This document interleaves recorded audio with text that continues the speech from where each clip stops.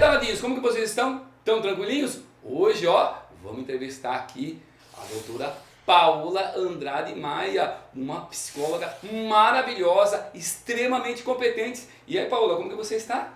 Tudo bem, e vocês? Tão tranquilinha? Tudo jóia. Paola, você poderia passar aí para os danadinhos sua formação, como que você trabalha, como que é o seu ambiente de trabalho para eles? Sim, com certeza.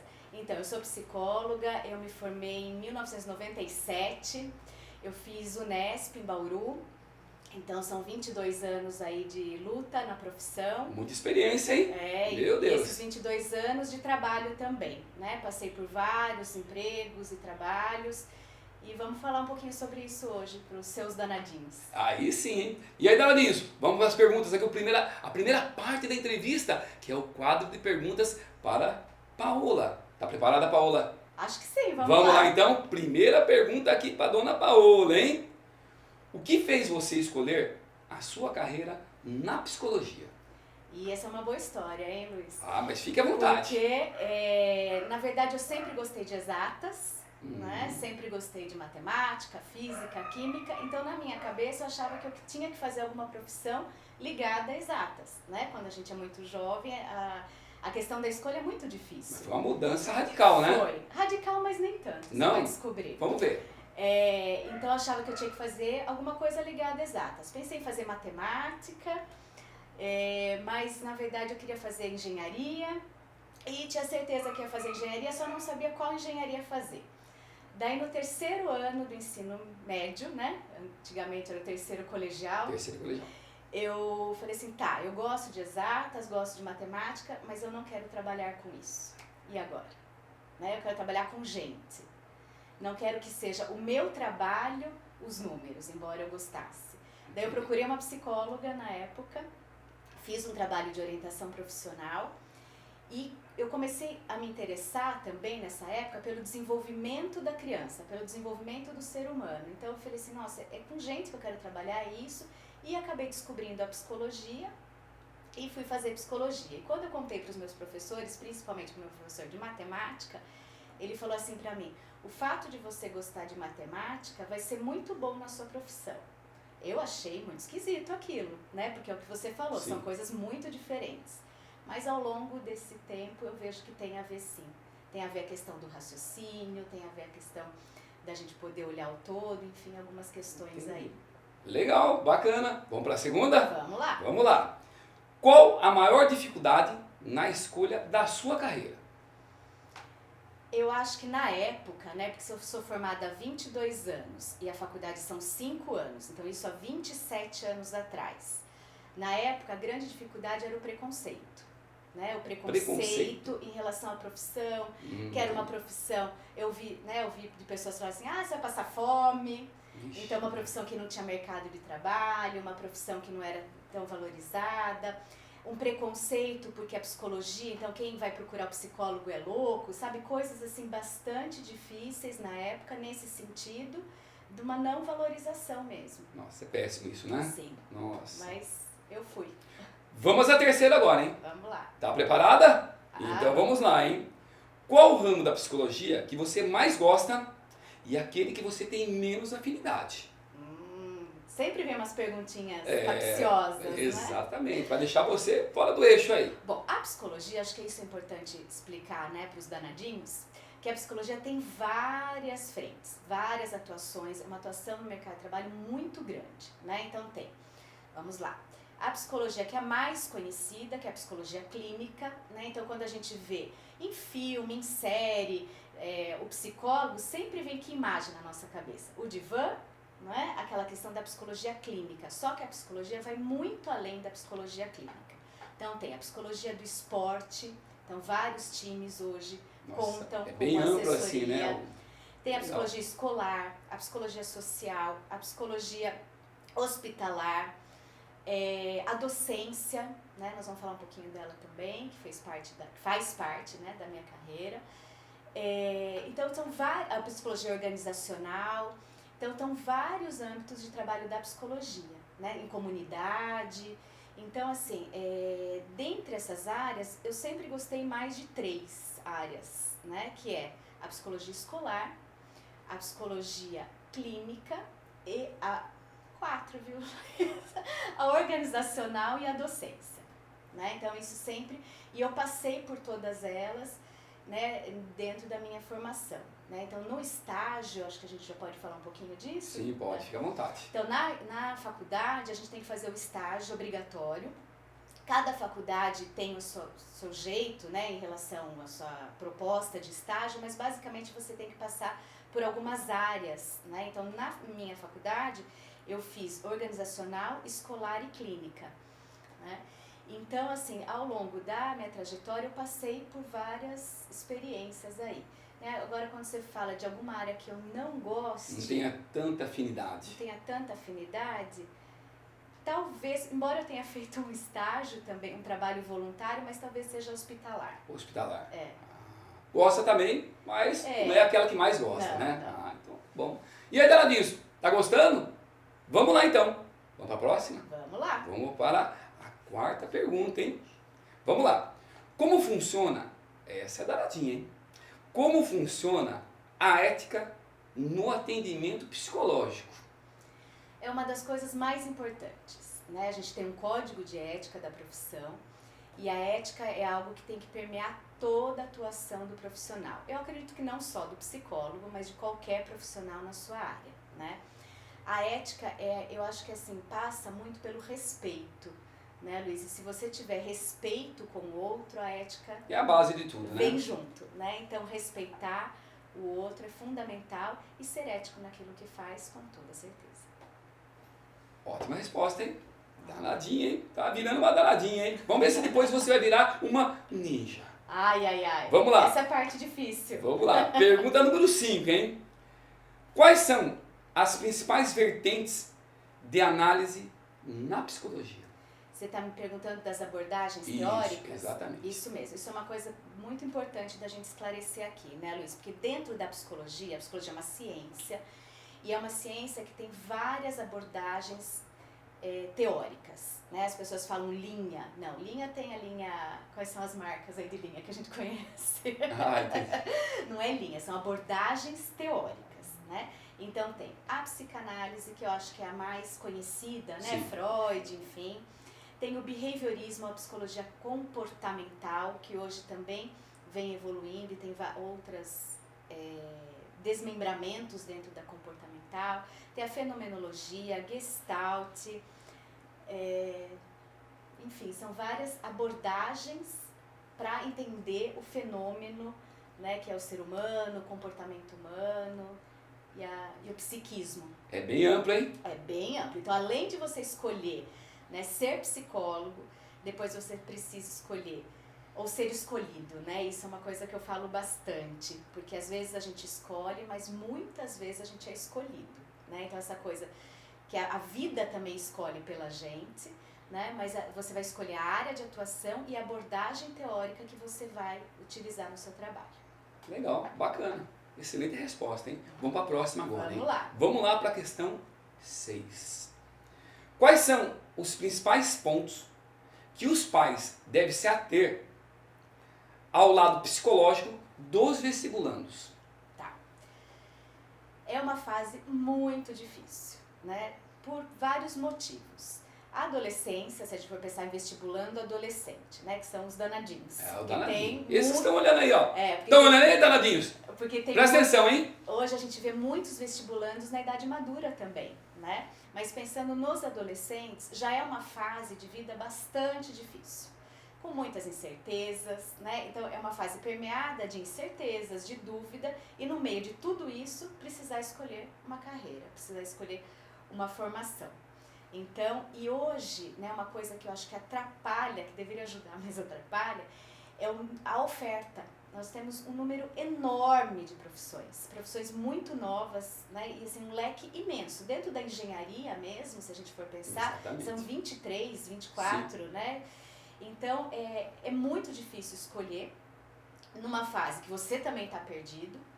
Então, o que eu peço assim é calma, né? Então, assim, é pensar. Então, dentro da orientação profissional, porque eu faço também orientação profissional, né? Dentro da orientação profissional, o que a gente trabalha? O autoconhecimento, então a gente precisa se conhecer.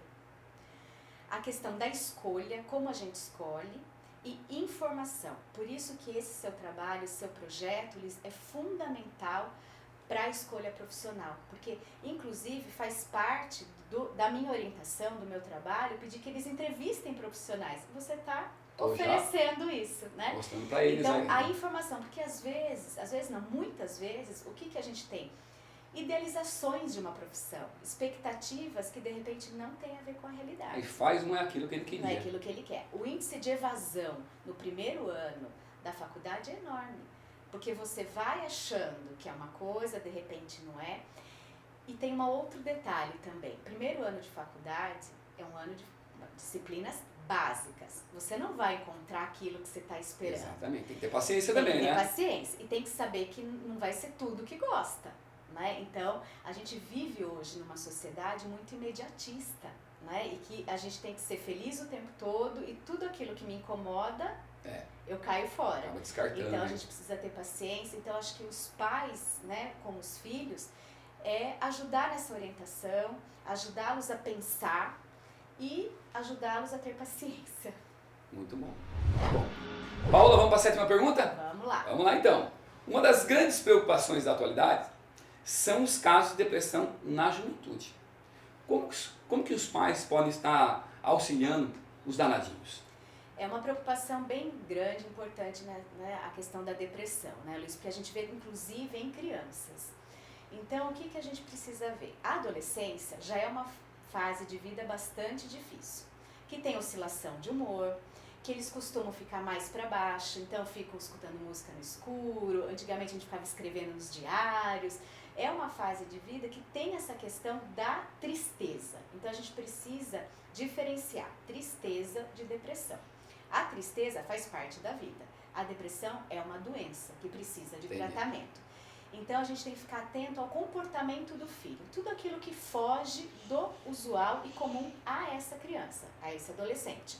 Então, se está dormindo demais ou de menos, comendo demais ou de menos. Claro, na adolescência eles comem mais, eles dormem mais, mas aquilo que foge do usual. Então, conversar, estar próximo, acho que é um alerta aí aos pais. Eles ficam demais na internet, não só eles, os adultos também. Sim. Então, assim, puxa papo, ver que série que eles estão assistindo, participar da vida deles, chamar os amigos para vir em casa. Então, estar próximos e atentos. Em dúvida, procurar uma avaliação. Né? Procurar uma avaliação não significa que já vai precisar de tratamento. Os pais estão em dúvida, de repente não precisa nem levar o filho nessa avaliação, nessa terapia, ou com um psicólogo ou psiquiatra, mas bater um papo, conversar, trazer as suas dúvidas para que o profissional que está de fora disso tudo possa avaliar a situação e ver se precisa de um tratamento ou não. Legal, bacana mesmo, hein? Vamos agora para a 8ª pergunta, hein? Paula, eu trabalho assim muito com um grupo de estudos, né? Eu dou aula de física, matemática em casa, né? E eu tenho alunos assim, que a grande maioria vão prestar medicina. E medicina é complicado de entrar. Medicina é para os fortes, fato, né? E o que eu vejo muito é aluno que às vezes está com 2 anos, 3 anos de cursinho, né? E não consegue entrar, né? Então, eu queria ver se a minha visão está correta. Você vai me falar como uma profissional da área, né? O que eu vejo, tem 2 tipos de pressão. Uma menor intensidade e uma de maior intensidade. A de menor que eu vejo é a pressão dos pais. Tem pai que fica pressionando, né? E isso eu acho que prejudica muito o desempenho do aluno. Ele vai com aquela pressão, né? Então, às vezes, eu vejo alunos que não conseguem passar, né? Só depois que acalma, a família compreende que realmente é difícil, aí ele consegue entrar no prumo e acaba passando. Mas o que eu vejo que é pior é a autocobrança. Tem aquele aluno que ele vai para a prova, ele espana uma hora antes, ele desespera, ele fica, fica atormentado, né? Então eu vejo como o mais drástico, o mais complicado a pressão interna dele. O que você teria para falar para os danadinhos aí a respeito dessa cobrança, às vezes familiar, às vezes da própria pessoa? Sim, eu já recebi vários casos, sabe, Luiz, de adolescentes que já estavam prestando medicina há 2, 3, 4, 5 anos. E o que eu escutava? Não tem mais o que estudar, né? Já estudou tudo, não tem mais o que estudar, como que eu não passo? Porque vem essa questão exatamente da pressão de fora e a pior pressão que é a de dentro. Então eu não estou errado. Não tá errado, então tá indo tá- pelo caminho Que certo. bom, hein? Não sou psicólogo, Tá vendo? Mas É um observador do comportamento de muito que tempo bom. aí, Fico né? feliz que eu não estou... Então, assim, é uma pressão muito grande, porque fica depositado no vestibular, que é uma pressão ao longo dos anos, porque eu vejo já alunos de 9º ano, 8º ano me falando de vestibular. Então, assim, é uma pressão de que essa prova vai decidir a sua vida. Não, ela vai decidir em que faculdade você vai entrar, não é a prova da vida. E a vida tem tantas outras provas, né? É a prova que vai decidir qual faculdade você vai fazer. Então a gente precisa diminuir um pouco essa pressão de que o vestibular, a carreira faz parte da nossa vida, mas não é a nossa vida. É difícil, tem que estudar, não só para medicina como para outros cursos também, mas trabalhar essas questões. Então eu recebo pacientes, pacientes que fazia muito tempo que estava prestando, a gente fez um trabalho e conseguiu passar, porque tinha muito a ver com a questão emocional. E só dando um aviso aos danadinhos aí, na USP... Tá ouvindo, danadinhos? Na FUVEST, o primeiro curso mais concorrido é medicina. Sim. Sabem qual é o segundo? Psicologia. Psicologia, que legal. Psicologia passou a ser só abaixo de medicina. Então, é o segundo curso mais concorrido da FUVEST, o 7º curso mais procurado no país. Paola, parabéns, hein? Respondeu tudo direitinho, com maestria. Paola, aproveitando agora, eu vou fazer o seguinte, fazer uma última pergunta, posso? Claro. É o seguinte, aproveitando uma resposta sua, você disse que antigamente, né, quando você fez, a psicologia não era tão concorrida, né? E por que hoje você mencionou que foi a segunda carreira aí, né, mais escolhida, mais concorrida na FUVEST? Era concorrida, mas hoje é gritante aí, Sim. né, a diferença. Eu acredito por vários motivos, né, Luiz? Um que foi, as pessoas foram conhecendo mais essa profissão, valorizando mais, buscando, o ser humano começou a ser visto, né, melhor, procurar, só que também tem um lado preocupante disso tudo. Muitas pessoas procuram fazer psicologia para se olhar, né, para se ajudar. Como uma ajuda para elas mesmas. E aí é uma furada, né? Porque não adianta, se você está com problemas, se você quer se entender, se você tem dificuldades, fazer o curso não vai ajudar. Então você tem que procurar a ajuda de um profissional e não fazer o curso. Mas essa escolha muitas vezes é inconsciente, a pessoa não se dá conta de que está procurando o curso para ela mesma, né? E não como uma profissão, e não pela profissão. Então eu acredito que esse aumento, né, seja tanto pela valorização da profissão, pela desmistificação mesmo, mas também um contingente grande de pessoas que vão procurar ajuda para elas. Entendi. Gostei muito das suas respostas, viu? Parabéns, Paola. Obrigada. Espero ter ajudado os danadinhos. Ajudou, os danadinhos, estou tudo atento ali, tudo olhando. Muito bom. Danadinhos, vamos agora para o teste ninja. E aí, Paola, tá preparada? Essa é a parte difícil. Essa parte é bruta. Vamos lá? Vamos lá. Então vamos lá. Primeiro teste. A psicologia experimental se aproxima da matemática através de, item A, métodos estatísticos. Item B, num passeio no parque. C, no estudo da física moderna. E D, assistindo um filme da Marvel. Por eliminatória, alternativa A. Acertou, miserável. Isso aí. 2, vamos lá? Vambora. Uma das disciplinas do curso de psicologia é, item A, culinária. Item B, estatística. Item C, podologia. Item D, kung fu. Estatística. Que era uma Acertou, disciplina miserável. que eu estava ansiosa em ter na faculdade, porque se eu gostava de matemática, eu estava com saudades de números. Aí Mas você gostou? Não. Não? Qual foi a minha surpresa? Não gostou da estatística? Não, é muito chato. Nossa Mas Senhora. não só psicologia, a maioria dos cursos tem que ter estatística ter. por conta das pesquisas. Né? Exatamente.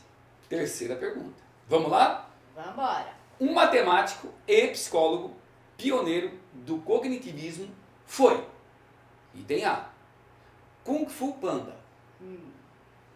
B. Amos Tversky. C. Donald Trump. D. Freud. B, eu não sei falar Acertou, o nome. miserável.